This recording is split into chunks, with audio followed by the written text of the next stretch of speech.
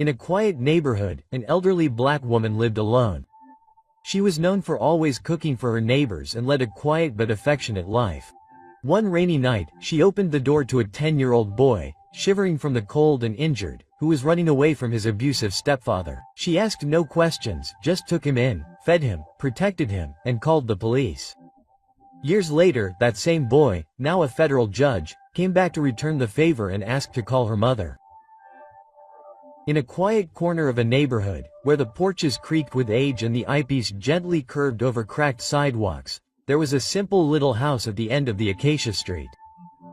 It was not large or freshly painted, but it had something that no real estate agency could list: soul. The walls, although worn, held decades of laughter to Brazilian popular music and the sweet smell of cornmeal cake that seemed to hang from the windows like an invitation in the air. This was Dona Benedita's house. Dona Benedita was not famous, she did not have diplomas on the wall, nor did she drive anything newer than her old car, which would stall on cold mornings, but everyone on the street with the acacia trees and the surrounding area knew her. Some called her the neighborhood saint, others simply called her Benna. She had a special way about her, the kind that made you feel at home, even if you were just passing through. Dona Benedita was 72 years old, although you would never hear her say it out loud. Age was something she carried not as a burden, but as an old patchwork quilt, faded in some spots, patched with memories, but still warm and beautiful. She lived alone, not out of misfortune, but by peaceful choice. Her husband had already passed away decades ago and her children were scattered across other states and cities, busy with jobs, families and their own lives. But Dona Benedita never let loneliness find a place in her home. Her table was always set for more than one. Strangers became neighbors, neighbors became family, and family? Well, she never really left her family. That day had been like any other. Golden light bathed her backyard, where tomatoes climbed the fences and kale grew lushly. She hummed an old song as she stirred a pot of thick, fragrant chicken soup. Every movement of her hand a silent ritual of love. The Chiva radio in the corner played half a whirring noise, half static, but she liked it that way. She moved slowly now. Age had taken its toll, but her heartbeat as young and strong as ever. It was the kind of late afternoon where nothing seemed urgent. Children rode their bikes home, porch lights flickered like fireflies waking up, and somewhere a dog barked once and then fell silent. Dona Benedita had just taken a pan of cornmeal cake out of the oven, its crust golden and perfect, when she heard the soft, excited, almost whispering sound of a knock on the door. She stopped. Few people came by this late. She wiped her hands on her apron, her heart not racing, but alert. That perception that only women like Dona Benedita understood. Those who had seen enough to know that sometimes trouble doesn't scream, sometimes it barely breathes. She opened the door and everything she thought she knew about peace changed. Standing there was a boy no more than 10 years old, soaked by the drizzle that had begun to fall, arms crossed, pressed against his chest, shivering not only from the cold but from something deeper. His skin was pale, with purple marks, one eye slightly swollen, the kind of wound you don't get from tripping on a step. His lips were chapped, his clothes too thin for the night air. But what broke her the most was the way he looked at her, not with fear, but with a deep weariness, like someone who had run too much for too long and didn't know if he was running toward hope or running away from despair. He didn't say much, just 4 words. "Please don't send me away." And Dona Benedita, without hesitation, reached out her hand, without questions, without conditions, but with the certainty of someone who knew that love requires no explanation. She welcomed him, closed the door, and so a new chapter began. Not only for the boy, but for the 72-year-old woman, who had always believed that the front door was never meant to be a barrier, but a bridge. The door closed behind them with a soft, definitive click, the kind that separates one world from another. Inside Dona Benedita's kitchen, the warm, yellowish light seemed to embrace the boy like a blanket. The smell of cornmeal cake and bubbling chicken soup filled the air, anchoring the moment with a sense of home, even as the silence hung heavy between them. He stood in the doorway, dripping a small puddle on the old, faded floor, arms still crossed, eyes searching the corners, as if waiting for someone to jump out of the shadows. Dona Benedita did not rush him. At 72, she knew the value of silence and its weight. She simply turned to the stove, took a clean dish towel from the drawer, and placed it gently on the table before serving the soup in a wide china bowl. "I made this with chicken and vegetables," she said quietly, not looking directly at him. "It's warm and good for the stomach."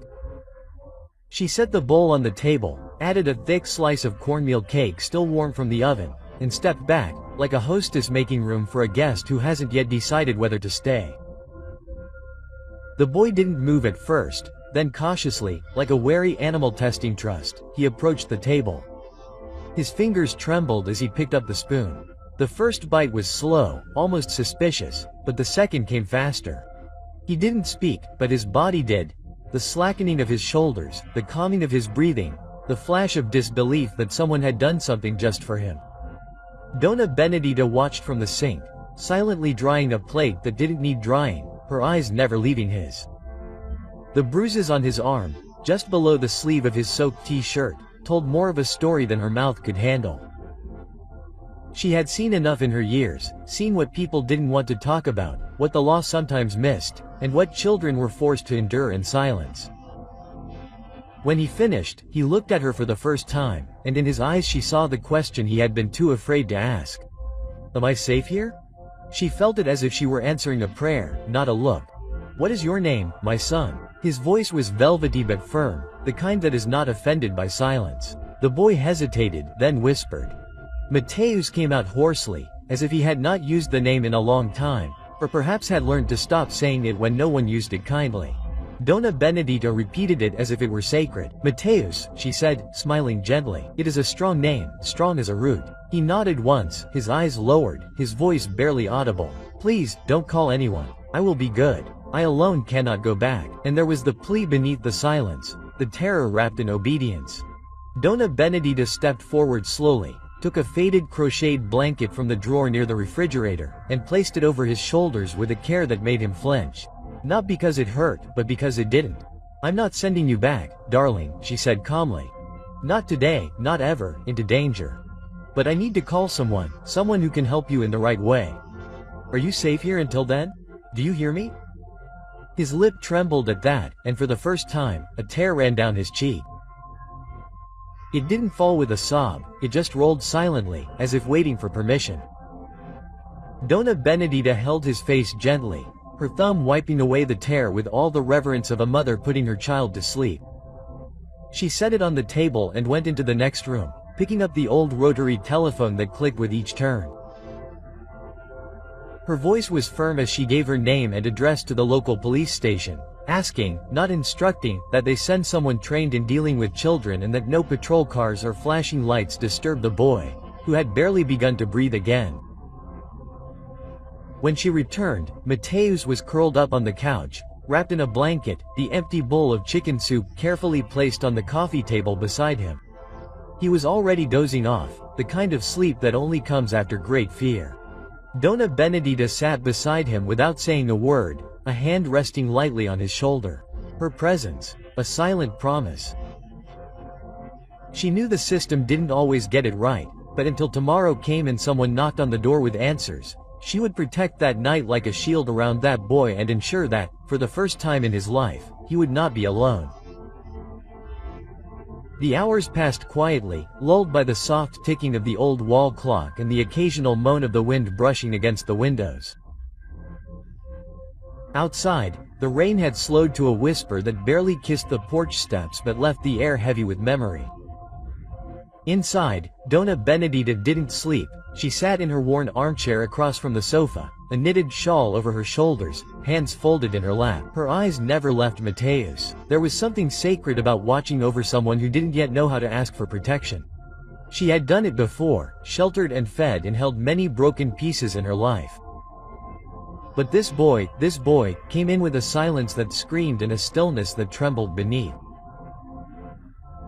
At dawn, when the light pressed softly through the lace curtains, she finally heard the knock. It was firm, not aggressive, and when she opened the door it was exactly as she had asked. No sirens, no uniforms, no spotlights.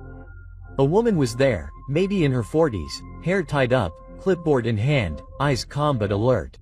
Her name was Senora Alves, a social worker with the Child Protection Service. She spoke softly, respectfully, and Dona Benedita appreciated that. Mateus was still asleep on the couch, wrapped in a blanket like a cocoon.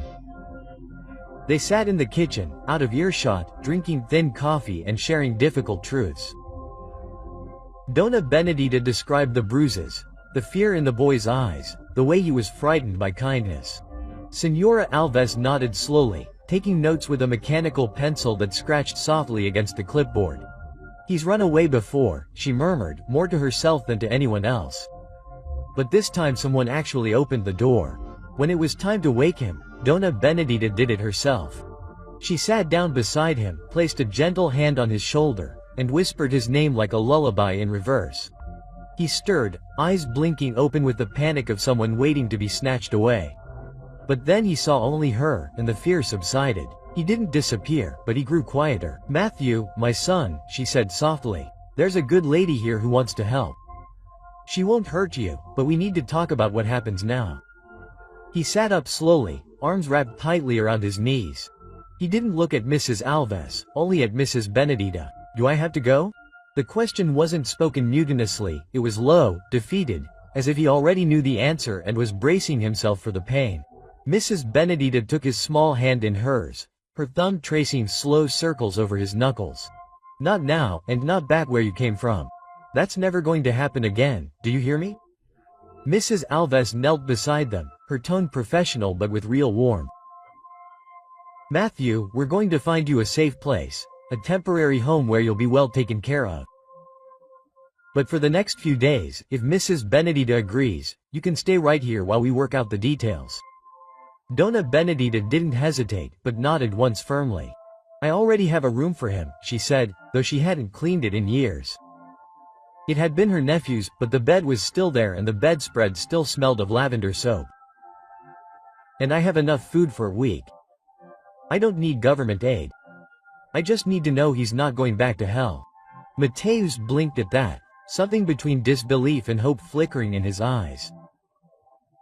Dona Benedita helped him off the couch, led him into the guest room with its soft yellow walls and faded football posters, and told him he could let it out one piece at a time. Later that day, she took him shopping. Not for toys. She wasn't one to coddle, but for socks without holes, a toothbrush of his own, and a hand-me-down denim jacket that he picked out with a smile so small it barely counted as a smile. But Dona Benedita saw it. She noticed everything. In the days that followed, he opened up. Not all at once, and not without shadows. He had nightmares. He clenched his fists when people walked too fast, and sometimes he forgot to speak. But every time he broke down, Dona Benedita was there to hold him together until he felt whole again. She taught him how to stew without burning, how to shell peas patiently, and how to tell the weather by the way the wind swayed the trees. In return, he began to trust her, not with words but with actions. The way he set the table without being asked, or the way he would rest his head lightly on her shoulder during Sunday afternoon music time. And when Dona Alves came back a week later with news of a temporary home available, Mateus didn't cry, but his hands shook as he packed his things. A few clothes, a book Dona Benedita had given him, and the little notebook she had placed under his pillow. On the first page, in her careful, rounded handwriting, she had written, "You are seen. You are safe. You are someone important." He stood near the door, backpack slung over one shoulder, eyes on the porch steps. "Will I see you again?" He asked. And Mrs. Benedita, 72 years strong and still undefeated by time, reached out and held his face. "Yes, you will, my son. I'll be right here and you'll come back when you're ready. This door doesn't close to those who need love." He nodded, lips pressed together, and followed Mrs. Alves down the sidewalk. Mrs. Benedita watched them disappear around the corner. Her hand rested lightly on the open doorframe. The house was silent again, but something had changed. Something alive had taken root. And although she couldn't know it then, the seed she planted in that boy, through soup and silence, and the simple act of seeing him, was already growing, seeking something far beyond the street of acacias. The days that followed Mateus's departure dragged slowly, as time does when something dear has been taken but not truly lost. Mrs. Benedita returned to her routine of late nights with the radio on, cheese bread in the oven at 7 a.m., tending the garden in the afternoon, but the silence the inside of her house had changed shape. It wasn't exactly solitude. She had lived alone for years, but now the silence echoed with memories. A child's footsteps treading softly on the wooden floorboards. The sound of silverware gently clinking in a bowl, the low murmur of a boy trying to read aloud. Meanwhile, Mateus's path followed a road fraught with uncertainty. The temporary home was safe, at least on the surface: clean clothes, regular meals, a room of his own. But nothing tasted like Dona Benedita's chicken soup, and no one spoke his name as softly as she did. His new guardians were kind but distant, doing the best they could amid the dense fog of the system. School was worse. He was quiet, out of place, often alone. Other children mocked his silence, interpreting it as arrogance or strangeness. He read her words every morning before he went to class, his fingers tracing the ink as if it were something sacred. You are seen, you are safe, you are someone important. That single page became his compass. It didn't fix everything, not start, but it steadied him. In elementary school, he joined the debate team, surprising even himself. He discovered that words could be armor, logic a kind of sword. In high school, he won state competitions. He graduated top of his class with a scholarship. He entered college determined not only to succeed, but to build something bigger than himself. Years passed like chapters in a well-worn book. Mateus went to law school, clerked for respected judges, volunteered in youth advocacy programs, carrying within him the sacred duty of protection. He still had no parents on record, no legacy passed down through blood, but he carried Dona Benedita's words as an inheritance. For Dona Benedita, life slowed gracefully. Her hands grew stiffer, her steps more deliberate, but her flame never went out. Children still knocked on her door for candy on Sundays. Teenagers still sought her advice when the world outside their windows spun too fast. She never locked the door, never stopped listening, never stopped believing that one act of kindness could change the entire trajectory of a person's life. And though she didn't know it yet, not fully, not clearly, her name was already being mentioned in places she never imagined, in classrooms and courtrooms, whispered in stories and speeches by a man she'd once fed chicken soup and wrapped in a blanket. Dona Benedita believed in him before he knew how to believe in himself. And that kind of belief, once planted, doesn't just grow, it blossoms into a legacy. It was a spring morning, cool and clear, the kind when everything seemed freshly washed by rain, and promises hung softly in the air. Dona Benedita sat at the kitchen table, in the same spot she always did. Steam rose from her cup of freshly brewed coffee, her hands gently cupping the warmth. She moved more slowly. Now her joints ached more often and her breath sometimes came in short puffs as she climbed the porch steps, but she refused to let age slow her down. The world had changed around her. Neighbors moved away, children grew up, stores closed and reopened as something else. But she remained rooted like the IP in her yard, its branches reaching farther even as its trunk weathered the weather. That morning she was sorting through a pile of old envelopes. Some were bills, others advertisements she would never read, but one caught her eye. A thick, cream-colored envelope with no return address, just her name written in the same neat handwriting she hadn't seen in person for years but would recognize blindfolded. Her fingers trembled slightly as she opened it. Inside was a single, carefully folded sheet. At the top, embossed in dark blue ink, were the words, Federal Regional Court. She paused. Her breath caught beneath it. A short letter, but laden with something heavy and sacred. Dear Ms. Benedita, tomorrow I am being sworn in as a federal judge. There will be cameras, reporters, speeches. I have been asked to speak about my journey to tell the story that brought me to this courtroom. I will, but I wanted you to have these words first, because none of this, the title, the robe, the law, would be mine without you. You saw me when I was invisible, you fed me when I was hungry for more than food. You gave me a name worth having. You are the reason I am where I am, not as a survivor, but as a man who belongs somewhere. And tomorrow, when they ask me who helped make me, I will say your name out loud so the world will know it too. I love you, Ms. Benna, always have, always will, your son, Mateus. The letter trembled in her hand as she placed it on the table. Her eyes, now teary with the weight of memory, wandered to the window. She didn't need anything else at that moment, not applause, not awards, not parades. Her heart was full in a way that left no room for regrets. She had always believed in the little things: hot meals, listening ears, a place to rest her feet. And now one of those little things had become something big. She could see Mateusz in her mind, tall and confident, standing before a room full of people who would be hanging on his every word, unaware that the strongest thing in that room was the memory of an old lady in the country who had once served chicken soup in a chipped bowl and said, "Are you safe now?" And then the broadcast came. It was on TV, streamed online, shared on social media and headlines. Donna Benedita didn't have a computer, but her neighbor's son, Leo, brought his laptop and set it right on her coffee table. "You have to see this, Donna Benna," he said, smiling as if he knew a secret about to blossom.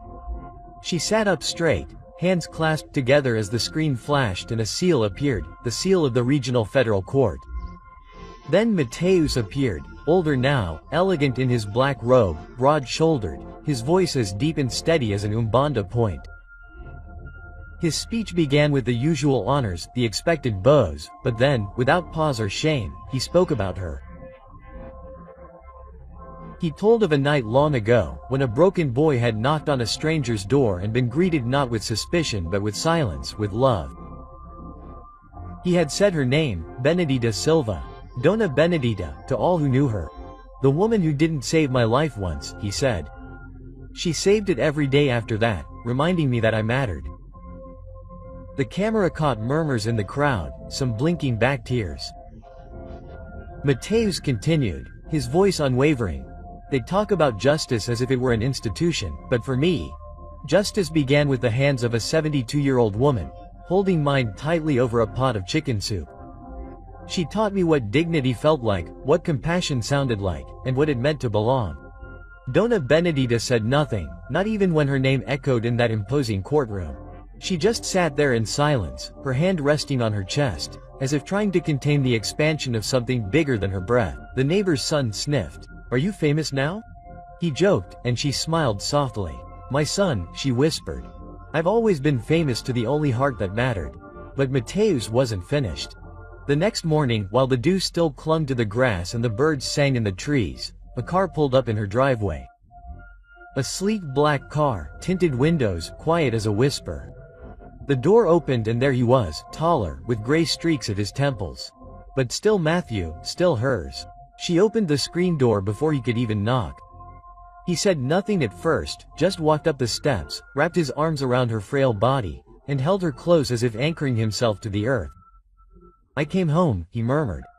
"I'm not here to visit, Mom. I'm here to stay. If you'll have me, I want to take care of you now." And so, without fanfare, the door that had once opened to save a little boy now opened again to welcome home a man. A man who had kept his promise. A man who had never forgotten the hand that had fed him, not just with food, but with hope. And Donna Benedita, now older than most, leaned into his embrace and whispered, "It took a while, my son." One evening, the sky glowing pink with the calm of dusk, Mateusz found her resting in her rocking chair, wrapped in a soft quilt she had sewn herself years ago. Her breathing was slow, her smile barely visible beneath her softly closed eyes. The jasmine outside the window had begun to bloom early that year, and its scent drifted through the half-open glass like a memory coming home. Mateusz sat beside her, a silent reverence in every movement, and took her hand, feeling how fragile she had become, how time had thinned her skin but never her spirit. He did not speak right away, just watched her, memorizing the angle of her jaw, the silvery waves of her hair, the soft rhythm of her chest. Then, in a firm, soulful voice, he said, "Mother, I have been thinking, it is not enough for me just to visit. No more." She stirred, her eyes fluttering open, and smiled at the sight of him. Not surprised, not scared, just at peace, as if she already knew what he was about to say. "I'm here now," he continued, his voice low. "And I want to make it official. I know I'm an adult, but I want you to be my mother. Not just in my heart, in my name, in everything." Her eyes shone then, not with shock, but with something deeper. Recognition, gratitude, a love so old it needed no words to emerge. Her hand squeezed his a little tighter, her thumb tracing his knuckles, the way she had when he was a boy too afraid to sleep. "You've always been my son," she whispered, almost over the creak of the doorknob. "From the moment you knocked on the door, my son." Matthew leaned down and kissed her forehead, a promise sealed, not in ceremony, but in a bond that had nothing to do with bloodlines. That night, under the same roof where their story began, Mateus filed the papers that would make true on paper what is very much true in spirit. He signed her name reverently, Benedita Silva, now his mother by choice. She didn't need the legal title, but he gave it to her anyway, not to change who she was, but to honor her for all she had always been. And from that moment on, he called her mother without hesitation, without explanation, simply truth.